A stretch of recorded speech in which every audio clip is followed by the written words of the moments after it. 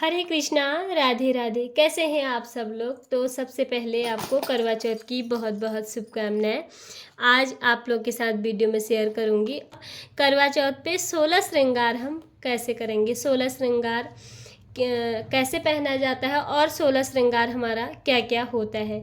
तो ये आज अभी आप लोग के साथ वीडियो में शेयर कर रही हूँ। तो प्लीज़ वीडियो को ज़रूर देखें। और हमें ये व्रत 16 श्रृंगार करके ही करना होता है और ये पूजा भी हमें 16 श्रृंगार करके ही करनी होती है। तो सबसे पहले 16 श्रृंगार किस तरह से करेंगे और वो 16 श्रृंगार की सामग्री हमें क्या क्या चाहिए। तो सबसे पहले करवा चौथ पर हमें अपनी शादी की साड़ी, शादी का पिछौड़ा जिसे हम चुनरी या कई जगह से पीलिया भी बोलते हैं, ये पहन सकते हैं। शादी की चुनरी पहनना बहुत शुभ माना जाता है और शादी का ही ये जोड़ा हमें पहनना होता है।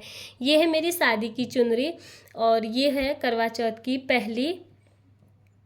पहली सुहाग का सामान जिसे हम करवा चौथ की पूजा में पहनना होता है। तो पहली सुहाग की सामग्री तो हमारा नंबर 1 पे हो गया शादी की चुनरी, जिसे हमारे वहाँ पिछौड़ा भी बोलते हैं और इसको कई जगह पर पीलिया भी बोला जाता है। तो उसके बाद हमें पहननी होती हैं चूड़ियाँ।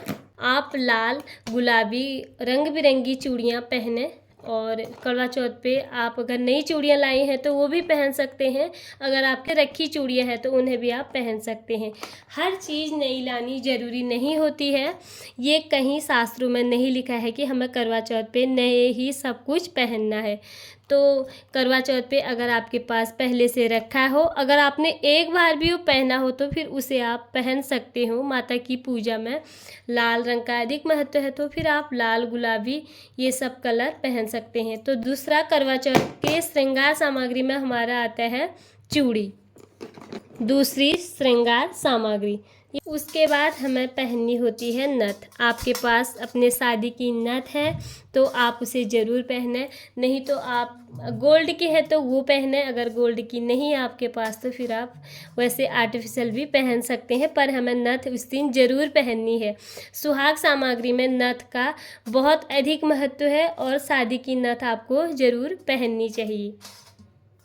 तो तीसरे हमारे सुहाग सामग्री में आती है नथ और नथ के साथ ही उसकी फिर हमें चाहिए टीका, जिसे हम टीका बोलते हैं, जो हमारे माथे पे सजाया जाता है। हमारे वहाँ कुछ इस प्रकार की नथ होती है और इस प्रकार का टीका होता है जिसे मांग टीका भी बोलते हैं। और उसके बाद पहनना होता है हमें शादी का मंगलसूत्र।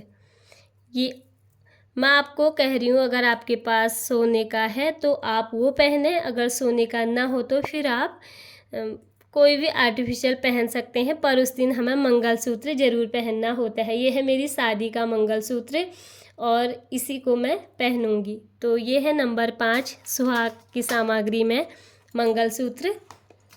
तो सोने का नहीं है आपके पास तो फिर आप इस तरह से आर्टिफिशियल मंगलसूत्र भी पहन सकते हैं।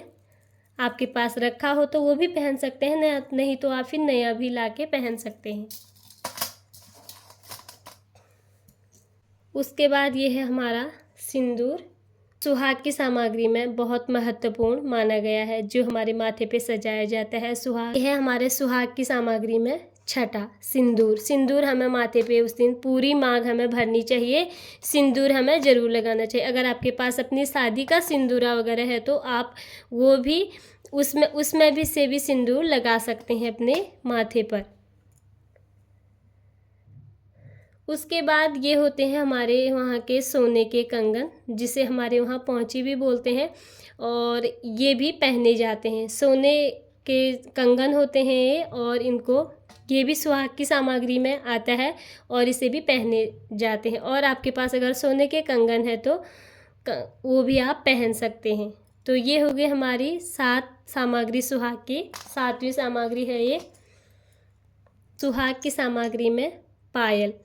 अगर आपके पास चांदी की पायल है तो ज़रूर पहने। चंद्रमा की पूजा में चांदी का ज़्यादा प्रयोग किया जाता है और यह है चांदी की पायल और जिसे पहनना बहुत शुभ भी माना जाता है। और सुहाग की सामग्री में अगर आप पायल नहीं भी पहनते हैं तो उस दिन आप ज़रूर पायल पहने। और उसके बाद हमारी फिर 8वीं सुहाग की सामग्री है बिछुए, और जो हमें ज़रूर पहनने होते हैं करवा चौथ पे। आप चाहे तो जोड़ा बिछुआ भी पहन सकते हैं और ये बिछुए आपको ज़रूर पहनने होते हैं। ये सुहाग की सामग्री में हमारा ये 9 हो गए। उसके बाद मेहंदी आप तो लगा ली है घर पे ही, और आप लोगों ने पूजा करनी होती है। सुहाग की सामग्री में ही हमारी मेहंदी आती है। मेहंदी आपको ज़रूर लगानी है, मेहंदी लगा के ही आपको करवा चौथ माता की पूजा करनी होती है। तो ये है हमारी 10वें नंबर की सुहाग सामग्री। उसके बाद ये है हमारे कान के झुमके, और ये भी मेरे सोने के हैं। अगर आपके पास सोने के हैं तो वो पहने। ये भी मेरी शादी के हैं, इन्हें भी ज़रूर पहने। शादी का जितना हो सके आप उस दिन सारा सामान हमें शादी का पहनना चाहिए। तो ये है मेरे शादी के कान के झुमके।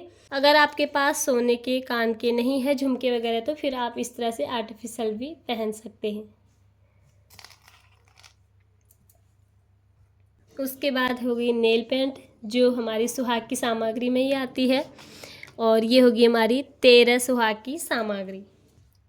उसके बाद अंगूठी, अंगूठी भी हमारी सुहाग सामग्री में आती है। आप इस प्रकार से आर्टिफिशियल भी ले सकते हैं, और गोल्ड की भी अंगूठी आप ले सकते हैं। अंगूठी तो हमें हमेशा पहननी चाहिए, और ये भी हमारे एक सुहाग सामग्री में आती है।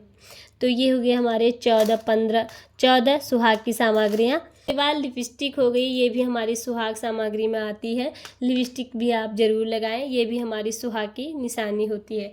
उसके हमारे 15 सुहाग की सामग्री। उसके बाद काजल, आईलाइनर और क्रीम पाउडर, ये हमारे सारे सुहाग की सामग्री में आ सकते हैं। हो सके तो ये मात्रा आप बढ़ा के, जितना भी हमारा सुहाग होता है वो 16 से हम ज़्यादा ही हो जाता है, बढ़ जाता है। पर ये सुहाग हमें जितना भी मैंने आप लोगों को ये दिखा रखा है, ये हमें ये चीज़ें ज़रूर पहननी होती हैं। ये 16 श्रृंगार पहन के ही हमें करवा चौथ माता की पूजा करनी होती है। अगर आपके पास गोल्ड है तो वो पहने, गोल्ड ना हो तो फिर आप आर्टिफिशियल पहन के करवा माता की खूब सज संवर कर ये पूजा ज़रूर करें। करवा चौथ माता से अपने सुहाग की रक्षा हेतु प्रार्थना करें, और खुशी खुशी करवा चौथ का व्रत करें। तो ये थी मेरी करवा चौथ माता की सुहाग की सामग्री में हम क्या क्या पहने, 16 सुहाग की सामग्री हमारी क्या क्या होनी चाहिए। आप लोगों को ये वीडियो कैसी लगी? अगर आपके लिए ये वीडियो थोड़ी बहुत भी यूजफुल हुई हो, अगर आपको वीडियो पसंद आई हो, तो प्लीज़ वीडियो को लाइक और चैनल को सब्सक्राइब करना बिल्कुल ना भूलें। फिर मिलती हूँ आप लोगों से किसी और वीडियो में। तब तक के लिए सभी को हरे कृष्णा, राधे राधे। करवा चौथ की बहुत बहुत शुभकामनाएं।